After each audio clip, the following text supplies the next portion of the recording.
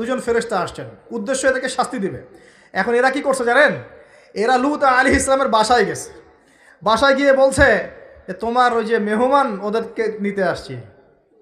এবার লূত আলাইহিস সালাম বলছেন যে হা উলাই বানাতি ইন কুনতুম ফাইলিন, আরে তোমরা যদি চাও আমার মেয়েদের মধ্যে আমার মেয়েদেরকে বিয়ে করে নাও, পারলে তোমরা আমার মেয়েদেরকে প্রয়োজনে বিয়ে করে নাও, আমার মেহমানদের সামনে আমাকে অপমানিত করো না।